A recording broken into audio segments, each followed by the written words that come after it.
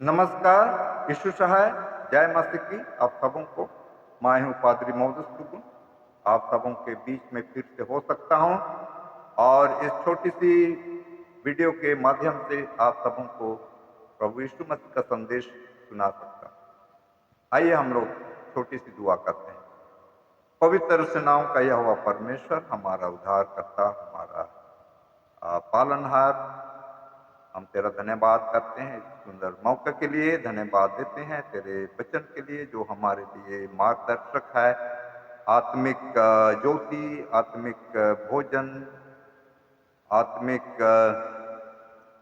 जीवन है, आत्मिक अनंत जीवन का मार्गदर्शक। जैसे हम इस वक्त तेरे वचन को सुनेंगे, तू हमारे संग हो, हमारे हृदय को तैयार कर ताकि हम इसको सुने और अपने मन में रखें और उसके अनुसार जीवन बिताएं और दूसरों को भी हम बांट सकें। इस विनती को यीशु मसीह के नाम से मांगते हैं, सुन और ग्रहण कर, आमीन। तो यीशु मसीह का पहला आगमन के बारे में हम लोग आज सुनेंगे। यीशु मसीह का पहला आगमन आज से करीब 2000 साल पहले हुआ और ये योजना जो है सृष्टि से पहले ही बनाया गया था। त्रिएक परमेश्वर ये योजना बनाया था, मनुष्य को पवित्र बनाया था, उनका सोच विचार पवित्र था, कोई पाप का एक छोटा बिंदु भी नहीं था, बिल्कुल पवित्र बनाया था। जैसे परमेश्वर पवित्र है वैसे ही मनुष्य को भी पवित्र बनाया था। लेकिन ये पवित्रता ज्यादा दिन नहीं रह सकती। जैसे वे पाप किए, परमेश्वर का आज्ञा तोड़े, तो ये पवित्रता जो था धीरे धीरे करके कम होने लगा। उसके बाद जो है परमेश्वर जो है पाप में गिरते गए, पाप बढ़ते गए और इस पृथ्वी में पाप बढ़ गया। हर एक कोई जो भी सोचता था बुरा ही सोचता था। ये हम लोग ये बात पाते हैं, हम लोग उत्पत्ति के किताब, मनुष्य जो भी सोचता था बुरा ही होता था। तो ये स्थिति हुआ और जैसे मैंने कहा कि ये योजना जो है, उद्धार का योजना जो है सृष्टि से पहले ही बनाया गया था कि जब मनुष्य पाप करेगा तो यीशु मसीह उसके लिए आएगा इस पृथ्वी और मनुष्य को पाप से उद्धार करेगा। तो उत्पत्ति उसका 3:15 में जो है हम लोग पाते हैं, वहाँ स्त्री का वंश, स्त्री का वंश, हिंदी में, हिंदी बाइबल में स्त्री का वंश लिखा हुआ है, लेकिन इंग्लिश बाइबल में कहता है वुमेन्स सीड, वुमेन्स सीड एक वचन, सीड एक वचन। तो उसका मतलब वो सीड जो है क्या है, यीशु मसीह को बताता है। स्त्री का वंश, वंश यीशु मसीह। उसके बाद हम लोग आगे पाते हैं, यशायाह नबी भविष्यवाणी किया है, यशायाह नबी की किताब में हम लोग पाते हैं। आइए मेरे साथ खोलिए आप लोग यशायाह नबी, उसका 7 अध्याय, उसका 14 पद। यहां इस तरह से कहता है, इस कारण प्रभु आप ही तुमको एक चिन्ह देगा, सुनो, एक कुमारी गर्भवती होगी और पुत्र जनेगी और उसका नाम इम्मानुएल रखेगी। तो यहाँ यीशु मसीह का जन्म कैसे हो? यहाँ कहता है कुमारी, कुमारी गर्भवती होगी, कुमारी से होगी। उसके बाद उसका नाम के बारे में कहता है, उसका नाम इम्मानुएल होगा। इमानुएल का मतलब परमेश्वर हमारे साथ। उसके बाद नाव का 6 पद में फिर से हम लोग पाते हैं, यहाँ पर और भी नाम जोड़ा गया है। यशायाह नबी और भी यीशु मसीह का नाम जोड़ता है। यहाँ कहता है, क्योंकि हमारे लिए एक बालक उत्पन्न हुआ, हमें एक पुत्र दिया गया है और प्रभुता उसके कंधे पर होगी, और उसका नाम अद्भुत, युक्ति करने वाला, पराक्रमी परमेश्वर, अनंत काल का पिता और शांति का राजकुमार रखा जाएगा। तो यहाँ पर नाम भी और भी नाम दिया गया है। अनंत काल का पिता, पराक्रमी परमेश्वर, शांति का राजकुमार। तो यहाँ पर यशायाह नबी जो अनंत काल का पिता यीशु मसीह को कहता है, पहली बार हम लोग पाते हैं कि यीशु मसीह को जो है अनंत पिता का नाम दिया गया। इसका मतलब ये हुआ कि यीशु मसीह के जरिए ही सब कुछ सृष्टि हुई है। आगे हम लोग पढ़ेंगे इसको कि जो कुछ भी सृष्टि हुई है यीशु मसीह ही किया है, इसलिए उसको अनंत काल का पिता कहता है, शांति का राजकुमार। तो यहाँ पर और भी यीशु मसीह का नाम के बारे में बात पढ़ी हुई है। उसके बाद हम लोग जाएंगे मिक्का का किताब। मिक्का भविष्यवाणी किया है कहाँ पर यीशु मसीह का जन्म होगा, उसके बारे में भविष्यवाणी किया है कि मिक्का 5:2 में यीशु मसीह का जन्म जो है बैतलहम गांव में होगा। बैतलहम गांव जो एक बहुत ही छोटा गांव था, वहां पर यीशु मसीह का जन्म होता है। छोटा सा गांव, ये यरूशलेम के पास ही है, ज्यादा दूर नहीं है। तो वहां पर यीशु मसीह का जन्म हुआ।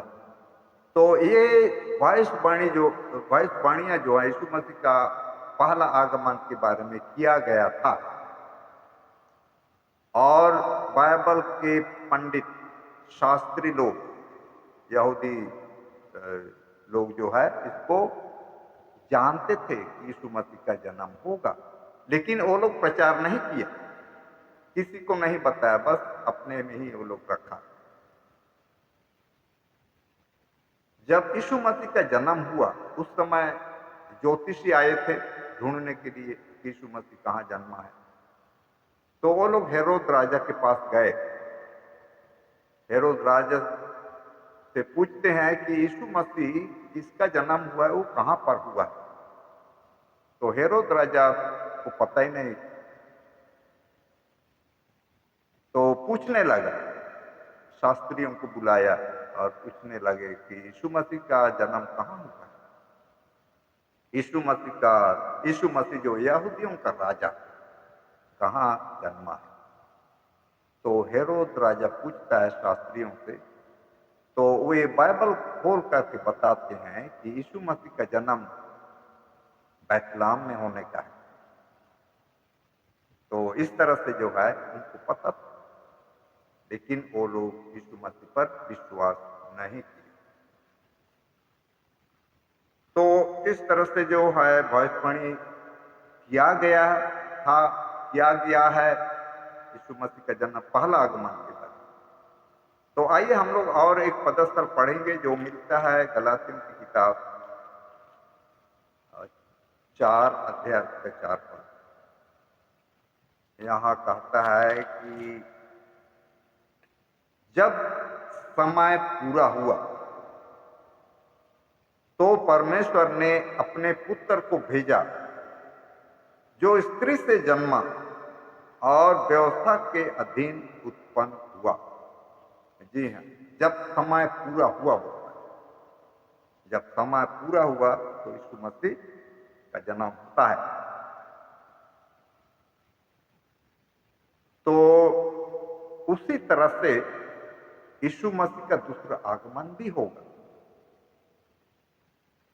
जब समय पूरा हो जाएगा तो यीशु मसीह आएगा। और ये बात निश्चित है, यीशु मसीह का आगमन निश्चित है।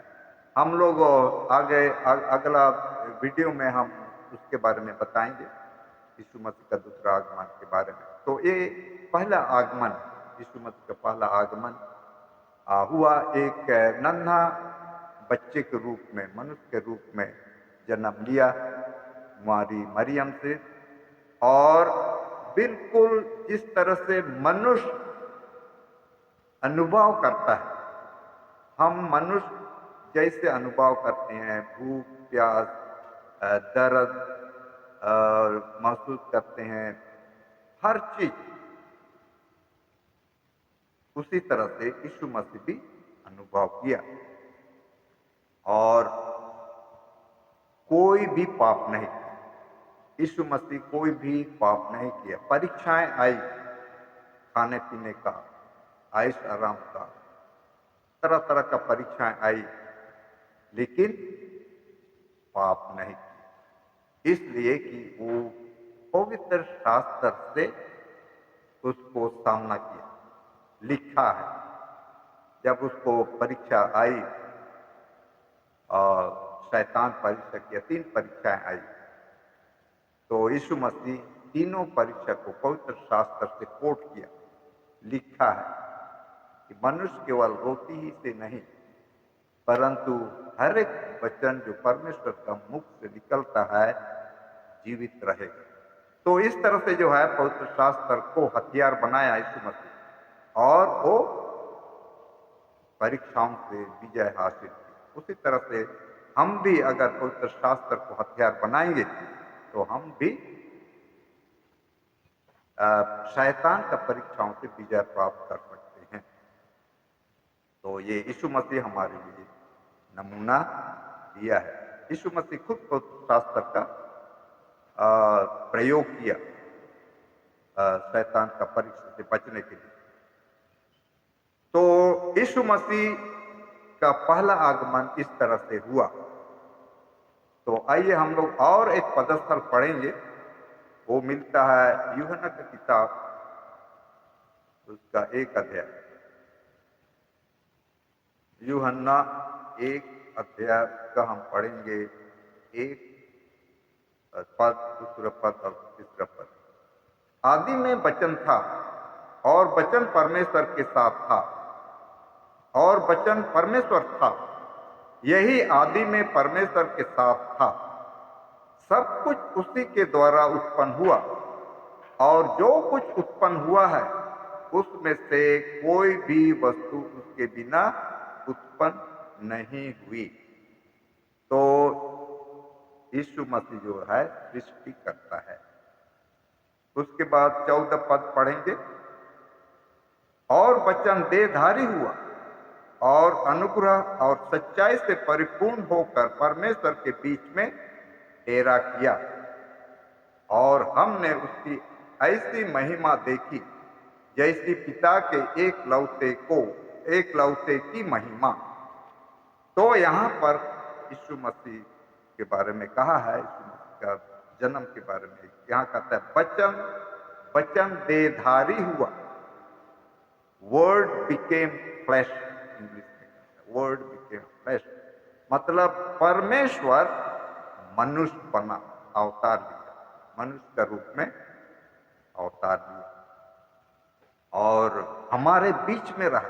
जी हाँ, मनुष्य के बीच में रहा। 3.5 साल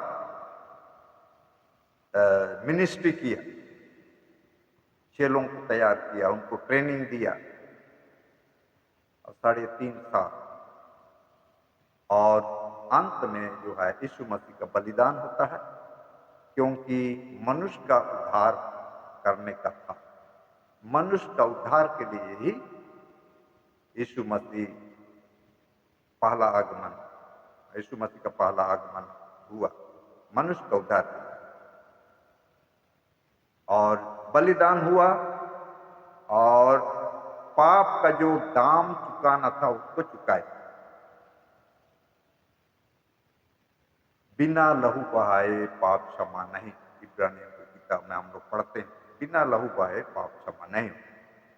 तो इसलिए यीशु मसीह को ये सब करना पड़ा हमारा उद्धार के लिए, हमारा हमें अनंत जीवन देने के लिए वो ये सब को करना पड़ा। तो आइए हम यीशु मसीह का जो पहला आगमन हुआ इसके बारे में हम लोग सुने, और दूसरे आगमन भी होने का है। दूसरा आगमन जिस तरह से पहला आगमन निश्चित हुआ, मतलब पूरा हुआ, उसी तरह से यीशु मसीह का दूसरा आगमन भी पूरा होगा। ये ना समझे कि बहुत दिन हो गया, बहुत सालों से प्रचार कर रहे हैं लोग, यीशु मसीह नहीं आ रहा है, क्यों नहीं आ रहा है। लोगों का विश्वास ठंडा हो जा रहा है, प्रेम ठंडा हो जा रहा है। तो इसलिए जिस तरह से यीशु मसीह का पहला आगमन हुआ, दूसरे आगमन भी निश्चित है। दूसरा आगमन भी निश्चित है, क्योंकि यीशु मसीह खुद कहा है कि मैं फिर आऊंगा, मैं फिर आऊंगा। मैं आप सबों को ये बात दूसरा वीडियो में आपको सुनाऊंगा। तब तक के लिए मैं क्षमा चाहता हूँ। यहीं पर हम अंत करते हैं। आइए हम प्रार्थना से अंत करते हैं। धन्यवाद देते हैं प्रभु तेरे आशीषों के लिए। तूने हमें तेरा वचन सुनने का मौका दिया। जो वचन हमने सुनाया वो लोगों के हृदय में तू रख, ताकि वे इसके अनुसार अपना जीवन बिताएं, दूसरों को सुना सकें, शेयर कर सकें, इस तरह से तेरा प्रेम के बारे में उनको बता सकें जो नहीं जानते। तो हमारे साथ हो दिन भर, हमारे पाप अपराधों को क्षमा कर। इस विनती को यीशु मसीह के नाम से मांगते हैं, सुन और ग्रहण कर। आमीन।